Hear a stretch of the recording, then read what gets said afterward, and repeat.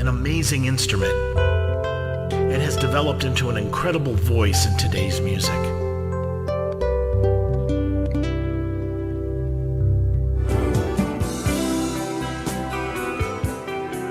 So many types of guitars, so many styles of playing, all sorts of gear.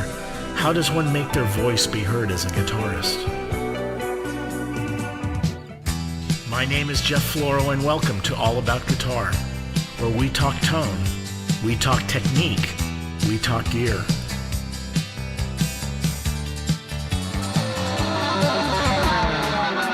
Where we discover how we can become better musicians in a world of constantly changing technologies. Where we take a good look at everything guitar, and sometimes not exactly guitar, but just as important, so we can be more successful as a musician in today's music scene. So sit back and relax, and let's explore all about guitar.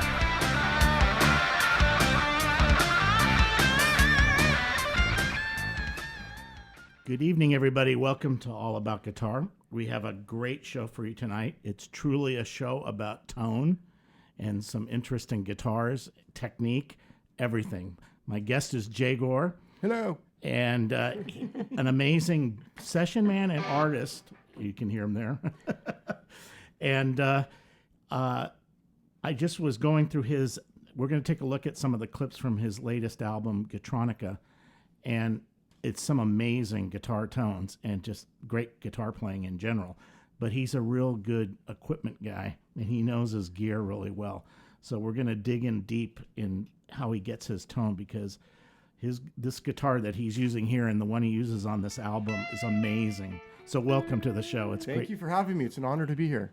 Let me get this closer to you. There we go. Cool. And briefly, give us a little bit of your background. I'm born and raised here in lovely Los Angeles, California. A native. I am a native. Very cool. Grew up in West LA, Okay. not far from Century City, and went to GIT in the heyday of the 80s. The original one. The original GIT. Actually, it was a one-year school then, and my first 6 months were in the original building, which is kind of above the Wax Museum on Hollywood Boulevard. Right. And then they told us, you're going to be moving across the street into our new building. We're building some state-of-the-art.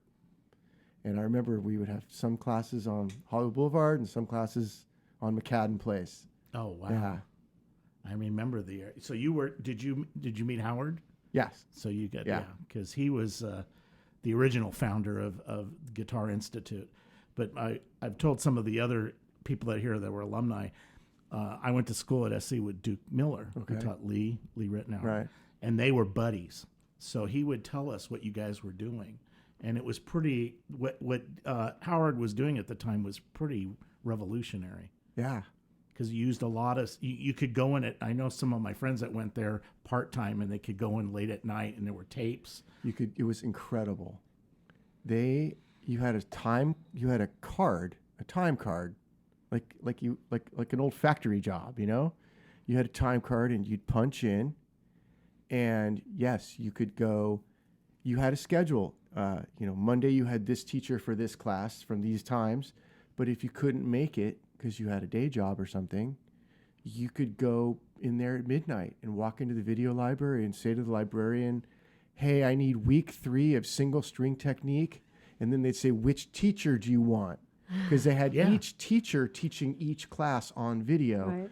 So if you didn't want to hear the lesson given by the teacher you were assigned to, you could go in and say, I'd like to see, week 6 of single string technique taught by Norman Brown, or taught by Steve Trovato, or taught by Scott Henderson. Yeah. And you take your electric guitar and you bring your headphones with you and a pencil and a cable and then a little box. They're little cubicles. And they'd say, okay, go to cubicle 15. And you'd sit in the cubicle and there'd be a little tiny TV and the video would come on and you'd plug your guitar into a little box and your headphones into a little box, and you had room for your notebook with all your curriculum, and you could play along with the videos. It was incredible because some people learn that way, which was revolutionary at the time. We're talking about the 80s right now. Yeah. And I mean, now people are used to putting on YouTube and listening to some guy going,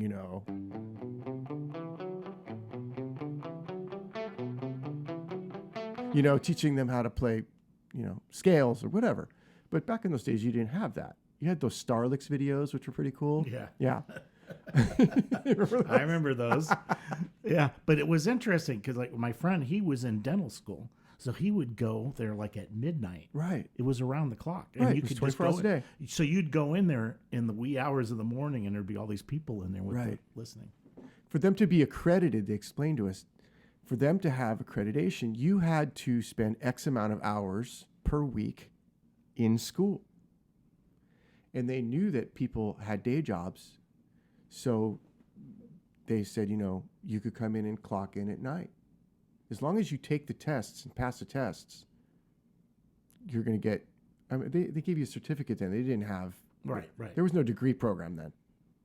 Yeah. I don't have any kind of degree in music or anything like that. I have just that I went to GIT for a year. That's all I have, Like certificate of completion. Yeah, it's like, that's it. That's all they gave you. Now I think they have. And your punch card. Right. I wish I still had that. I don't think it's it was like a accreditation, like a technical, like there was like for LA Trade Tech there was Right. for automotive you'd get Right. It has to be some kind of certificate. Yeah, no, Validation. it was a college degree, but it wasn't a baccalaureate, bachelor's. You didn't Right. get a No, bachelor's. definitely not. You definitely were not getting a bachelor's degree or anything like that. Yeah, it was probably like a trade school thing. You're right. But it was designed for you to hit the road. That was a problem at SC before Duke came in, was the fact that all these classical players, they had no clue how to get a job. Right. Unless they were teachers. That's what GIT taught, and they That was said it. that because the thing was, what they used for their branding was they had these great pictures of Eddie Van Halen and Alan Holdsworth and guys like that teaching in the school, like on the stage at the school. And I was like, I want to go there. I remember saying to my parents, I want to go to this school so badly. Eddie Van Halen was there, And the second you get in there, they talk to you about two things. One is the trout look. I'll never forget them talking about the trout look. The trout look was after X amount of weeks, some people it will be 2, some people it will be 6, you start walking around in the halls of the class looking like a trout. You're just burnt out. Like you think Overkill. right, overkill. If you get past that trout look, you'll last all year. Those who don't, drop out. Right. Right. And then they said, this is not rock star school. We're going to teach you how to make a living playing your guitar. That's it. They start teaching you songs that I'm going to go play at Harvell's tonight. Amazing. Amazing. I mean, songs every musician needs to know. Everything from the Sinatra stuff to Stevie Wonder songs to, bossa novas. So all the stuff that you need to be a working the guitar player. ageless, Right. timeless. The standards. Yeah. And not just jazz standards, pop standards, rock. You know what I mean? I remember the first week we had to learn.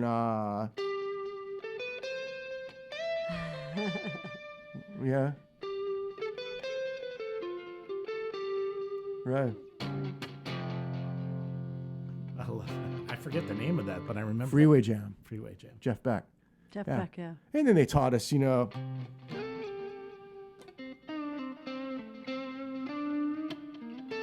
Mercy, Mercy, Mercy. Yep. They taught us all that stuff. All that stuff that you play. Sissy Strut. All Yes. that. And I want everybody to notice, listen to the tone of that guitar. It's to die for.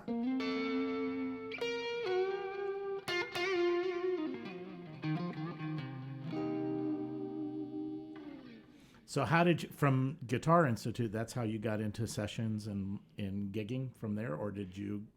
I was already gigging. Oh. I started gigging when I was 13. I had a band.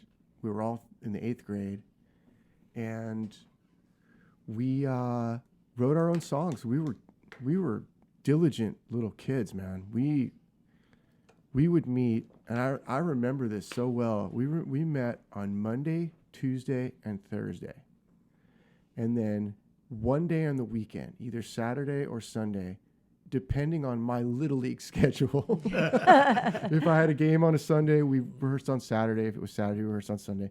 And we would get together seriously, if we got out of school at like 3:15 p.m., by 3:30 we were in the garage. Gear was already set up. You know, me going, hey man, I got this new riff, you know.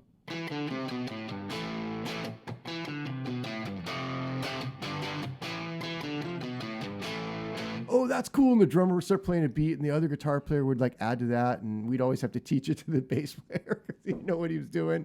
Yeah. Yeah. And we wouldn't even invite our singer to these jams, to these kind of writing sessions. We would make sure we had the tunes down and we'd record them on our cassette recorder, then give them to the singer, you know? That's cool. Yeah. But we wrote when we got, I remember, so my drummer Craig and I, who's still one of my very good friends, rode our bicycles up Doheny to the Troubadour after school one day.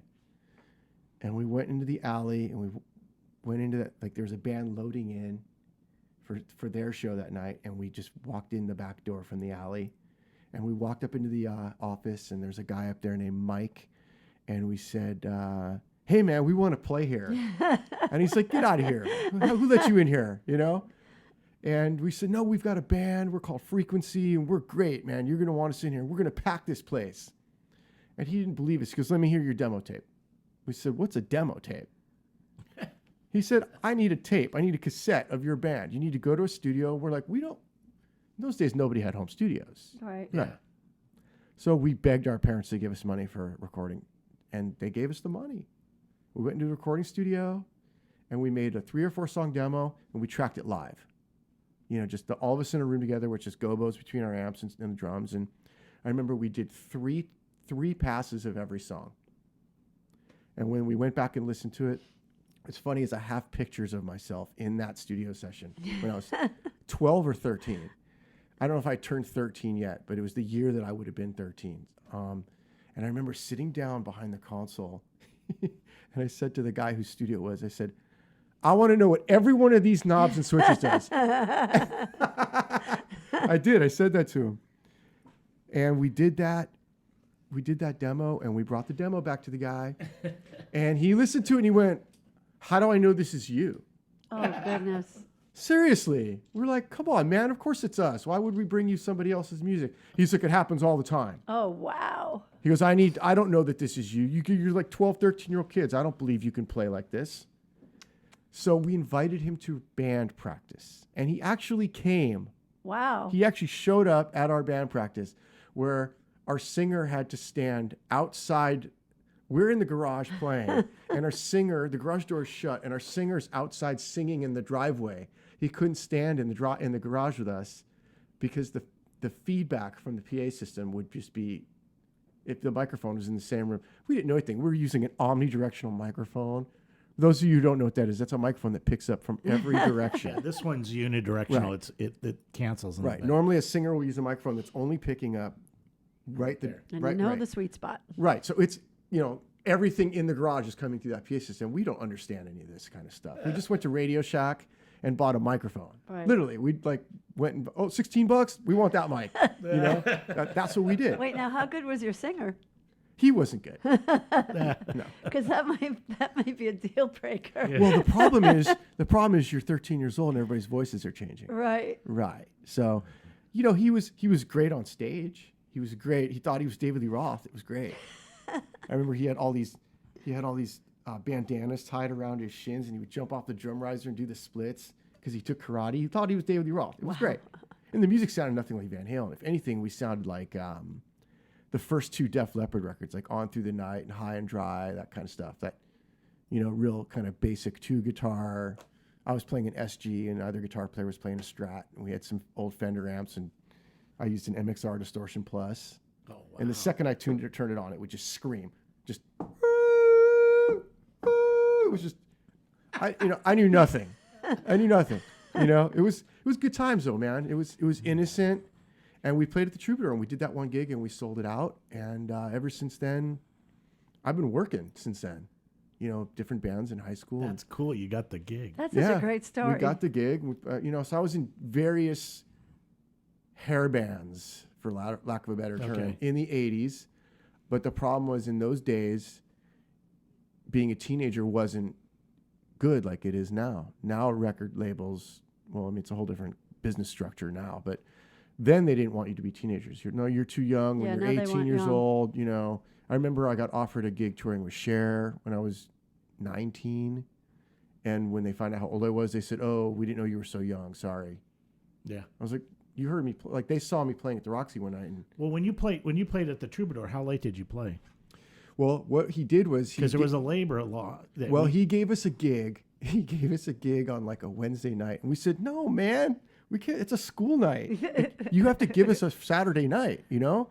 And he said, "I'm not giving you Saturday nights. Look at the schedule." And I looked at the schedule, and like Saturday night was, I mean, it's when I say these names, you're not gonna believe it, but it was Rat, it was Dawkins, it was Great White, it was Wasp, it was like all these bands, Poison, Cinderella, like all these bands that became huge, Wow. iconic bands before they were big. We're talking early 80s now, Yeah. right? It's And he's incredible. he goes, I can put these 5 bands on a night together and have them start at 8 and be done by 11 and clear the room and bring in another and then sell it out again and have these guys do a second show at 11 p.m.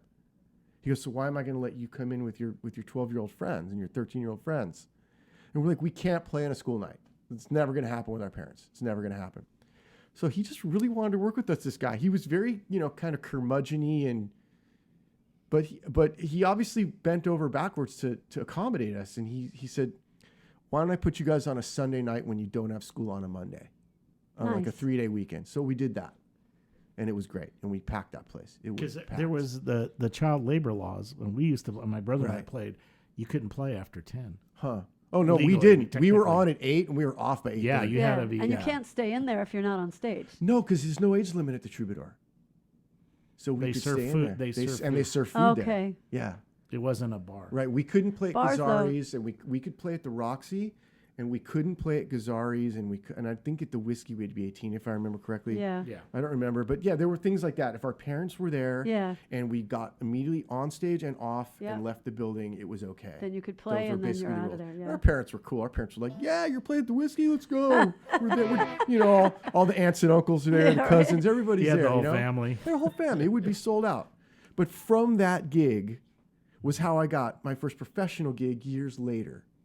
Because I have my godmother has a sister, and she married a man named Dan Hamilton.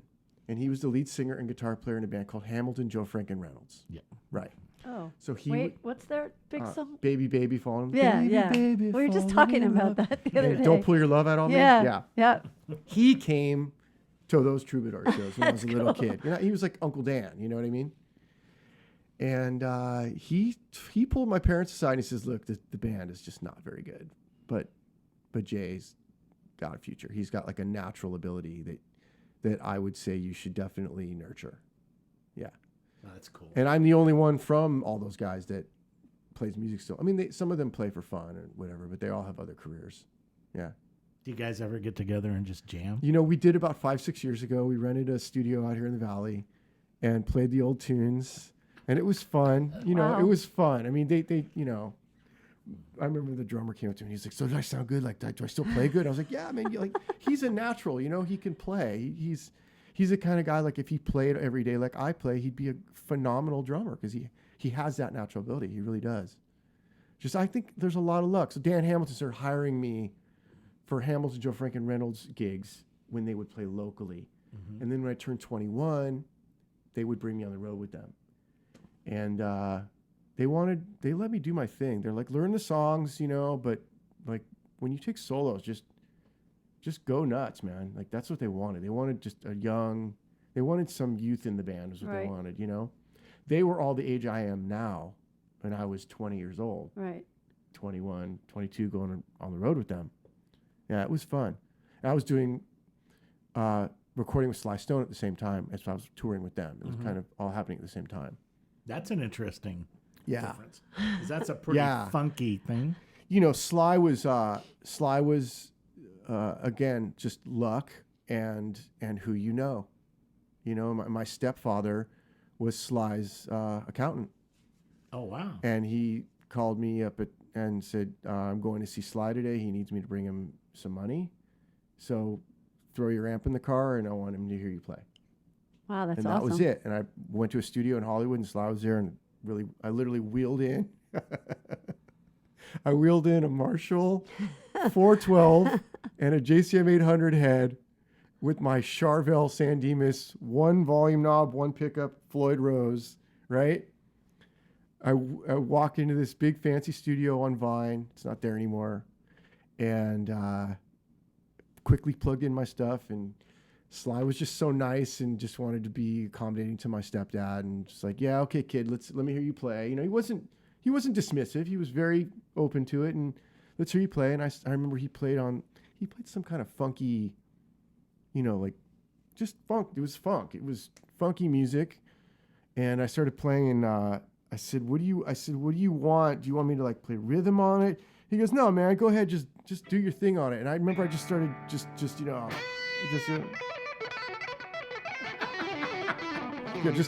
being shred monster all over the stuff. And I looked through the glass into the control room and Sly's in there waving his arms in the air.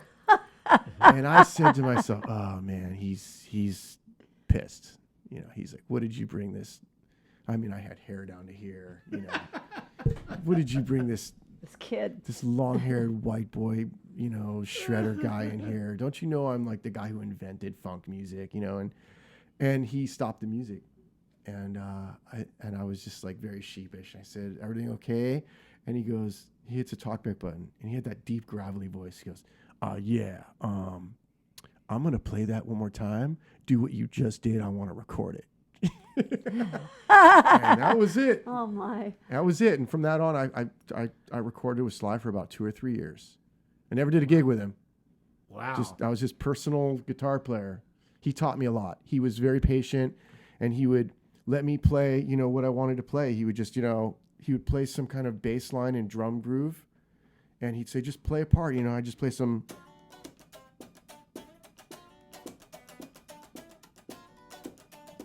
Yeah. You know, something like that for like 8-10 minutes straight. And he'd sit there with a pencil writing down counter numbers on the ADATs. And then he'd play it back and go, I like what you did here. Let's work on this. Let's make this apart. Huh. And that was it. That was a couple of years doing that with him. It was Yeah, great. no, that's how you get that feel. You can tell you have that feel. None of that ever came out. None of that music was ever released. Wow. I'm so upset. I probably played on 30 or 40 songs. Yeah. And none of that stuff ever got released. But it gave you the chops. It gave me the chops. He taught me about time. I was just telling this story the other day. He taught me how to lay back because he said to me one time I was doing, you know, a part like what I just played. And he said, I need you to lay back. And I went, I just literally laid back in my chair and he started laughing. And he said, no, I need you to like put your time back more. I need you to kind of lay behind the beat more. And I had no idea what he was talking about. And he went in the house and he brought out a Police CD and a Led Zeppelin CD. And he played the Police record for me. And I think it was like,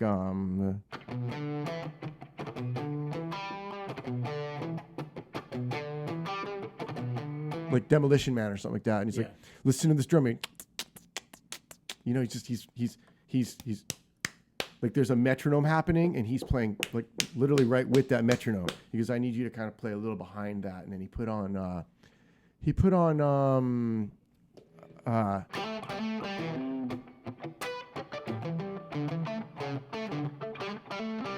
he said, you know, listen to this drummer, man. Listen now, it's just behind. It's just and then he sat there and tapping on my knee like this, just like facing me, just tapping on my knee. And he wanted me to just bury with his knee, just right with his knee, right with him tapping on my knee. And then he'd gradually kind of slow up a little bit and I'd have to lock with him. He said he didn't want to hear any flamming, no flamming at all. And literally working with me, he didn't have to do that. Yeah. You know, he could have said, get Ray Parker Jr. in here. You know, he was patient and took that time and like taught me how to play on top, how to play right on the beat, how to play behind the beat. Because certain times he wanted me to do different things with feels. Yeah. Yeah, it was really cool. A lot of newer guitar players don't understand that when you have to push it, right, or lay back from it. Because now they just beat detective everything. You know, everything's put in a computer and we highlight it and hit one key command and boom, it's all perfect. Yeah. Until it comes time to play live. And then they hire me.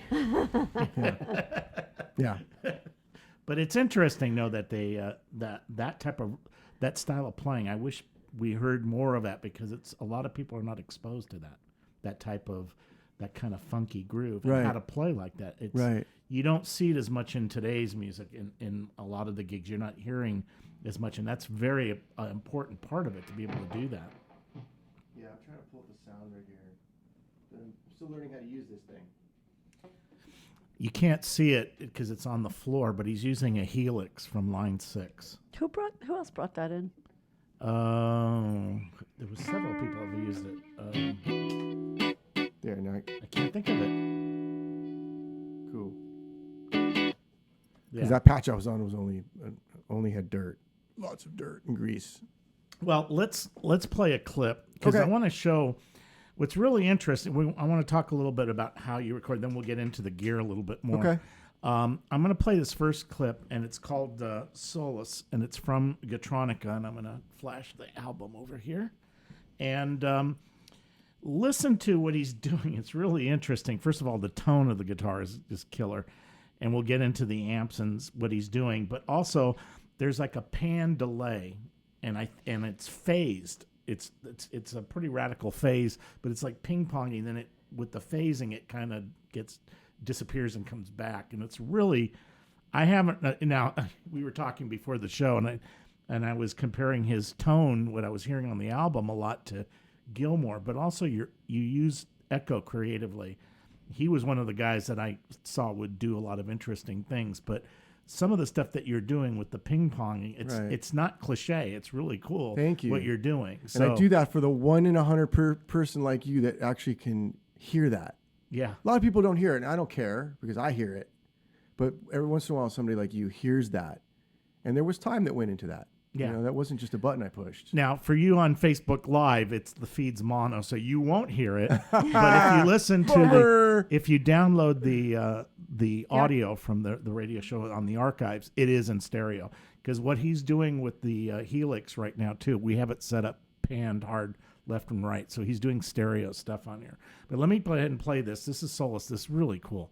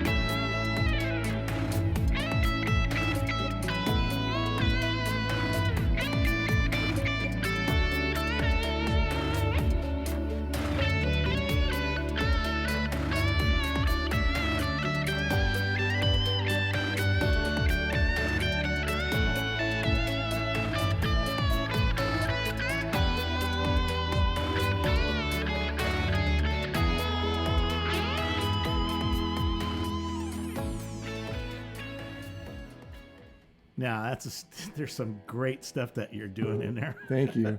Now, one of the things we were talking about before the show, There was an edit there actually too. Also, he goes right. There's much more to this song. It develops a lot more. But what he's doing is that opening guitar. It's very clean, but it's really sustainy. Right. And it's like, so I was asking him. One of the ways you get that sound is turning your amp up and playing, really cranking it and playing loud but clean. Right. So we were talking. Tell us a little bit about the development of some of those sounds. So the way I did get that sound was, so first of all the effects you're hearing are plugins. Okay. I didn't track anything wet. I work with a guy named Julian Chan, who's the producer, and he co-wrote a couple of the songs with me, and he produced the record with me. And he's just a brilliant guy, and he's a lot of guys who are great knob turners aren't creative as well, and he is very creative as well as playing many instruments. He plays many different instruments. So I love working with him, and I trust him, and I can send him tracks, and he'll send me something back and be like, hey, in that song, listen to what you did there at like 2 minutes and 15 seconds. And I listen back to it, and I'll go, yeah. And he goes, that's what you meant to do? And I'm like, yeah. And he goes, you sure that's what you meant to do? And I'm like, yes. He's like, I think you can do better. He pushes me like that, and I don't get offended by it at all because I trust him.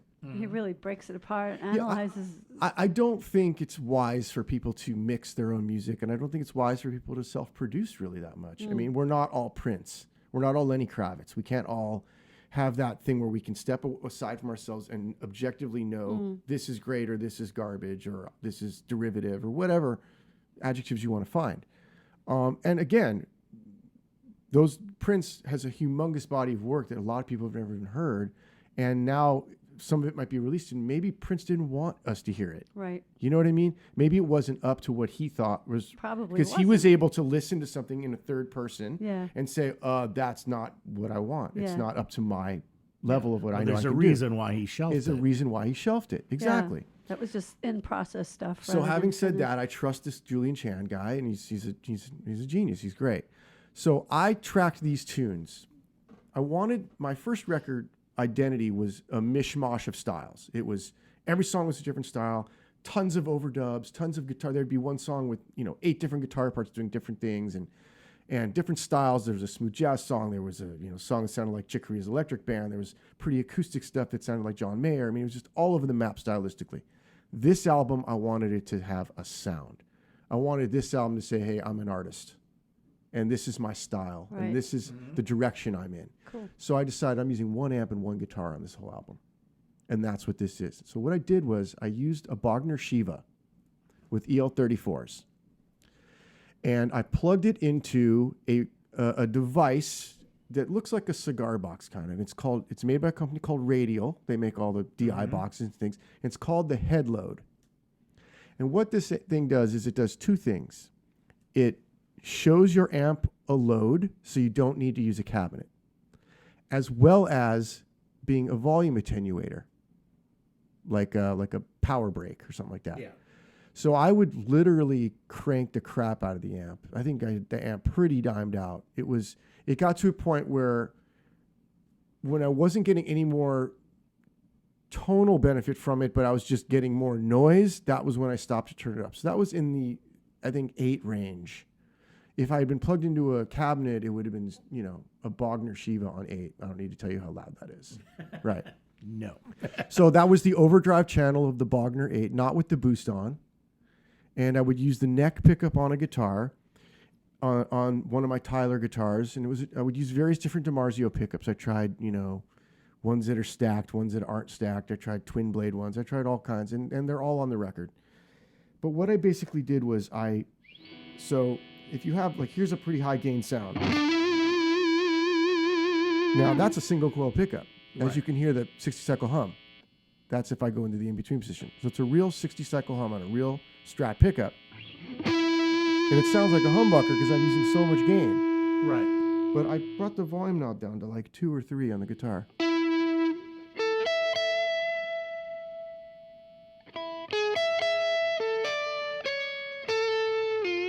And that's how I got the tone. It's with the volume knob on the guitar. The amp is cranked. And I have the head load. So it's going from the guitar straight into the Bogner going into the radial head load, going into a tube mic preamp, I used different ones. I used either an API or an ART, MPA2, whichever one sounded better for that given song. And then I would take the outputs of that into a Summit Audio TLA50 tube compressor. Oh, okay. So you did. Okay. So But just to touch it, I didn't actually compress. I mean, the needle barely moved. I just wanted the more tube warmth. Straight into Pro Tools. because that cranking that amp, that you are getting some compression from the tubes. Absolutely. But because I'm not hitting the front end of it hard, because the guitar, like I said, Right, the pickup's only on 2 or 3. And you can hear, if you listen really carefully, you can hear times when I'm like, I'm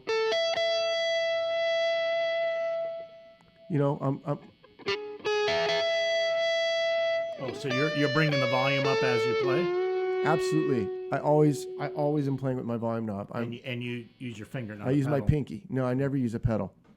Well, I shouldn't say never, but if I'm using my big Bradshaw rig, I use a volume pedal, because then I'm using a pedal placed properly. It's after the preamp. Right. Whereas when you're using combo amps, it's difficult to do that unless you have a situation with effects loops and all that kind of stuff. So that's really the trick to almost all the tone on that. And as far as those fancy delays are concerned, I would pull up either like Sound Toys Crystallizer. I use that one a lot. And I would just tweak settings. And then Now, did you print those delays and then he played with them, or you just told him? I would give him my session.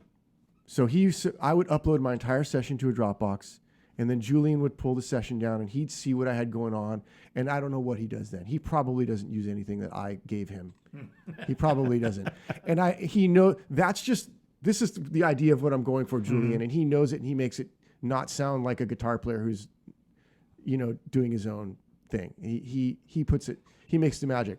So all that cool sparkly crap on the delays and all that, I mean, it's really Julian. It really is. Well, I'm going to play another clip. I'm going to play Solitude, where he really get that glassy. And this is a different. Solitude is the only song where I used a different amp and guitar. I used a Blankenship.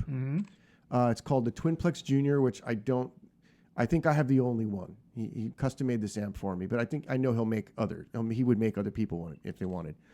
And I used a 63. It's a Fender Custom Shop 63 Mike Landau model. It's the kind of Fiesta Red one that they sell, and it's stock. Now, the Blankenship, you did the same thing. It went through that same. Yes. Okay. Yeah. Let's play this, because this is the tone to die for. Thank you, This man. is Thank really you. cool.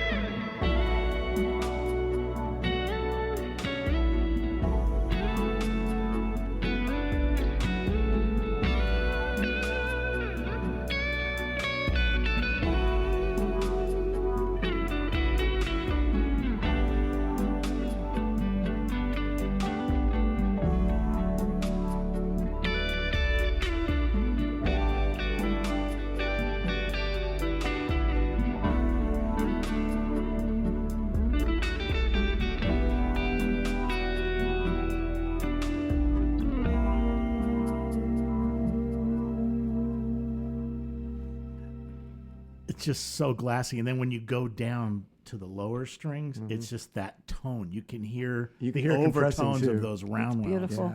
Yeah. That's. When I hear that, because I haven't listened to this in a long time, when I hear that, I know where my headspace was when I was playing it.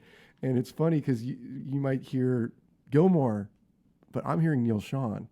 Oh wow. Yeah. I'm hearing,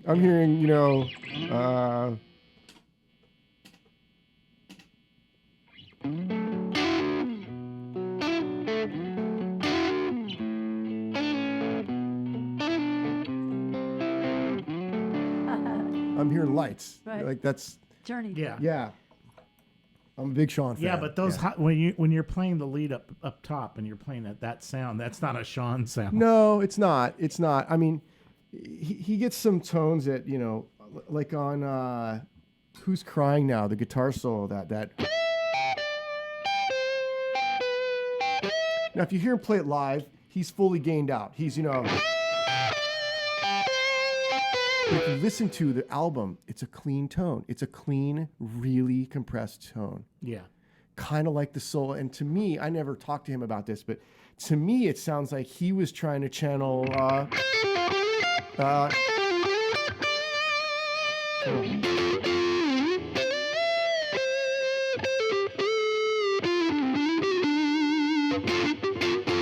Because if you listen to that solo from Another Brick in the Wall, again, it's not a very dirty sound. It's like you said at the beginning. It's got a little grit to it, but it's got sustain and compression and everything. Yeah, Right. When you turn up the amp, what I call it is bloom. It just gets that little Right. bit of that harmonic distortion. Did you know that that's a Les Paul on that Yeah, with a P90? yeah. Blew my mind. That everybody was discussing that. Right, He actually used a Les Paul. Yeah, it made sense when I read that. I found this website. It was like Gilmorish.com. Or this was called.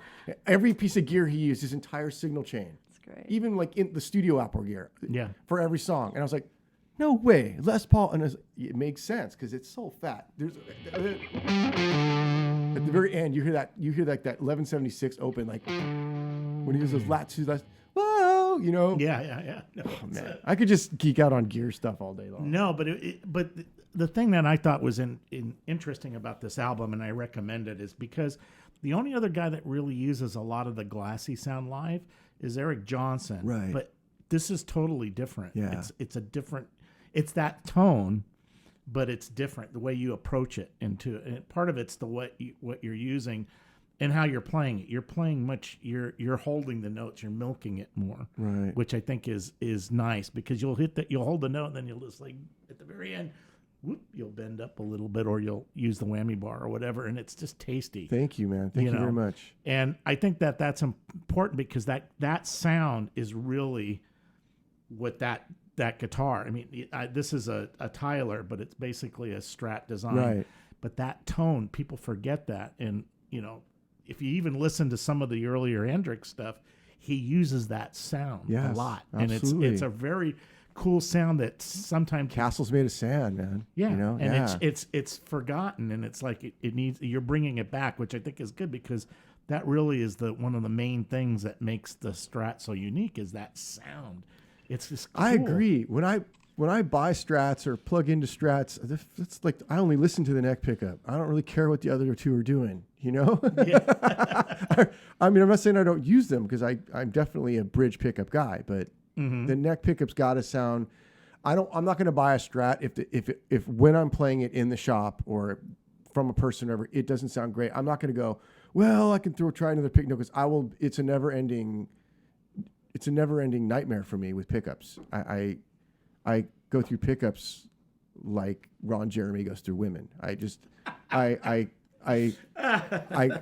can't. You're never happy with one. Seriously, I'll love one, and then one night it won't sound right to me, And then he takes it out. and then that's it. The Yeah. next day I'm putting a different pickup in it, and I have to literally, if you look on the back of my headstock right here, there's a piece of tape. All of my guitars have this piece of tape, and on that piece of tape, it tells me which pickups are in this guitar right now. Oh wow. Wow. Yes, because I change them so often. Wow. Yeah. That is amazing. And this guitar actually has two completely different pre-wired pick guards that I switch between. One of them's got 3 singles with a reverse angled bridge. Because it makes no sense to me why this pickup should be angled this way. It should be angled that way. Well, you get more of that Hendrix thing. I think Right. they did it so you got more bite in the Back in the early days when amps didn't have when you were boost and stuff. surfing. Right. But I'm going to play another clip, and I want everybody to listen, because he does another cool thing with the echo. Now, I'm going to ask you about this one, because when you hear the guitar the echoes, the tone is totally different than what he's playing. And I'm sure it's an echo. So I want to ask you what you did, because this is called Esoterica.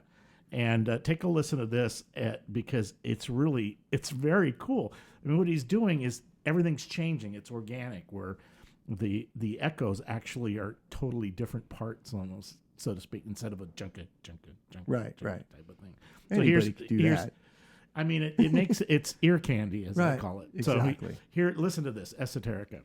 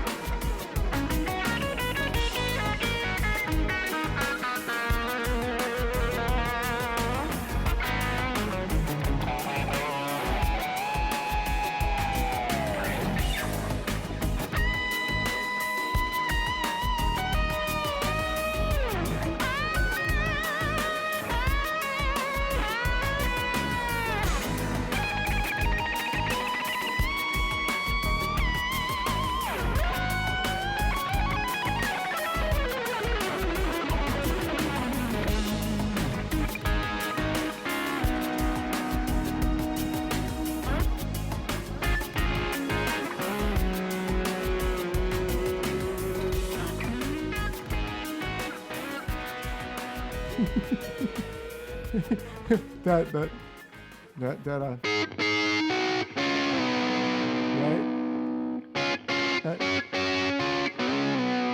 So that can't believe I'm admitting this to anybody right now. That came from my love of this Argent song. Yeah, hear it.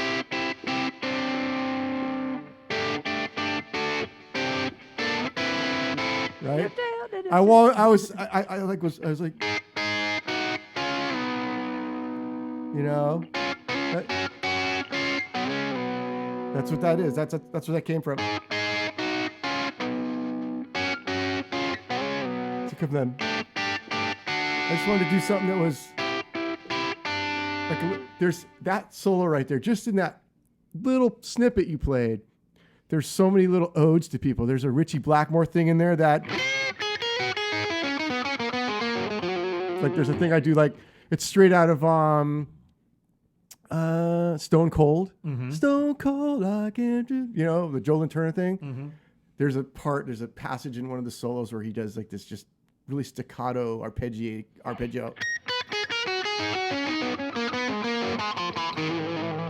That I did a little ode to him in there. There's the Van Halen. Yeah, I heard that. Right. There's a lot of Halen in my playing. But what's interesting is the tonality. He's using that same amp and that same guitar. Right. And listen to the different tones. When you get into the lead, you get towards the end, you start squawking more. Right. You know, but that's all just the guitar and the amp. Right. That's the point I want to make is he's doing that with just a guitar and amp. There's no pedals. There's processing later. Right. And you caught what I was saying with the echo. That was cool. Again, I got to give Julian Chan props for that stuff. You know, I might have said to him, I'd like it repeating and then he made it. He obviously filtered it and then fed it through something else. Because I wonder if he reamped some of it because it sounds like a different. It's quite possible that he did that. He reamped it. He's an evil genius, and I give him complete carte blanche. Not complete, but most of the time, very once in a while, I say I really don't like that. Like you went a little past the line on that one. But usually, it's like wow, Yeah, no, this is definitely an album to listen in headphones. Because there's so much going on. Absolutely. And the stereo spread is amazing. And when did it come out? It's not technically out yet. Oh. I finished it at the beginning of this year. Well, make your pitch here. Yeah. It's Yes. Yeah, I am. I'm I do see do You CD definitely release have to put concept. this I'm on working. Amazon. I'm working with some, talking with some labels. So I don't want to release it by myself I because see. I don't want the labels to say, "Oh, well, you've already released it. So what are we going to do now?" Yeah, You they know what I'm have to make saying? a whole other one. Yeah. Well, I will work on it. But believe me, this is the direction I'm going in. It came from me having this love of these bands like Enigma and Massive Attack and Portishead and that kind of stuff. And I thought, there's no guitar in that stuff. And if I could write really cool electronic music, that kind of mid-tempo, sexy Euro kind of stuff, and then put guitar melodies on it, and not make it too wheedly, I think I have something that hasn't been done before. I have to mention, too, the rhythm tracks are just killer. A lot of that is Rodney Lee. It's just And funky. Julian Chan, tons of programming. Rodney Lee is a keyboard player that I've worked with when I toured with Mindy Airbear for 10 years. He was our keyboard player. And he has this thing he does called Satellite Orchestra, and it's a lot of kind of stuff like that. And I told him the concept that I wanted to do. I said I wanted to do this really cool stuff with really amazing loops and textures, lots of textures. And I don't want anything that I wrote on guitar, I didn't play on guitar. Like Solitude is that I wrote that on a guitar. I wrote that at 4:00 in the morning. I had just bought a Strymon Timeline, and I set up in a spare room in my house 2 412 cabinets facing me. And I plugged the Strymon into a stereo VHT power amp, and it was against a wall, and I sat with those cabinets facing me. It was literally 4:00 in the morning. And I was just going through presets. And I had like the Strymon up on like a TV tray and my guitar, and I came up with that.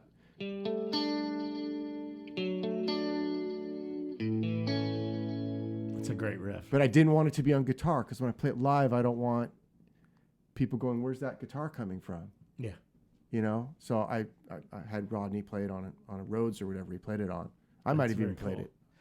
No, I read you got to let me know when this is out because people have to get this. This is really, really, this is a great album. I love the tone. What you're doing guitar wise, and I think that's important in using amps and using just how he's using the guitar and the technique playing with it. Then and it's also rich with effects too. But what I want to do real quick, we're almost out of time, and I want to set up the last song. But what's going on? Where are you playing? Where can people see you? I know your website is www.jgore.com. Correct. I do Monday nights at Harvell's in Santa Monica, and With CeCe Thomas. With CeCe, with CeCe Thomas. And what we do is we use the night. It's a jam night, and we'll play everything from Herbie Hancock to Stevie Wonder to Pat Benatar. I mean, just there's no rules really of what we'll play. We might play a swing tune, we might play a bebop tune, we might play a Parliament P-Funk tune or James Brown. You just never know what we're going to play. World-class musicians coming in, sitting in all night. And singers too, right? Yeah, absolutely. Shaka Khan, whatever you want to hear, we're going to play it. And we have guest musicians all night, and we use the night as a fundraiser for a music school called Raffia Music Studio. And so that kids that can't afford guitar lessons or piano or drums or music lessons, this pays for that. Very cool. And I'm also a musical director for a thing called Rock for Israel, and which is an organization. We want to bring musicians to start touring in Israel, start doing gigs, and have it be a whole cultural thing. Not just go there, do concerts, but really. I think that's great. Yeah. Well, I'm going to take us out with, this is a lengthy clip, and I edited it together. This is called Dissonant Illusion from the album. And he does a lot of different styles in this. So there's like the octave Wes Montgomery thing at the beginning, and then it goes out to a full blowout lead that's really cool. Thank you so much. We just barely touched the surface. You have to come back. Anytime. I'm And happy to do it. What I'd like you to do is bring that setup that you used with the head and the direct, and we'll plug it in. We got to show that. It's a really cool thing, man. Hey, we got to Props to Radial, because that's a really nice piece of gear. So anyway, the album's Guitronica. We'll let you know as soon as it comes out. But this is great. Thank you really so much. good. I really appreciate that. And Lauri, thank you again. This You're is a Thank you for great having me. show. Yay. Yes. Yes. Another great one. Anything else you need real quick to announce? Oh, just let people know about the tribe's next big benefit show, the All-Star benefit that we have coming to the Kenyon Club in Agora Hills on the 3rd of July for homelessness in LA. We're benefiting 3 organizations, Hope of the Valley Rescue Mission, My Stuff Bags Foundation, and the Midnight Mission. So come out and support us and see a great concert. Thank you. No, this is Dissonant Illusion. Check this out. Everybody have a great week. We'll see you next week. Thanks again for coming on.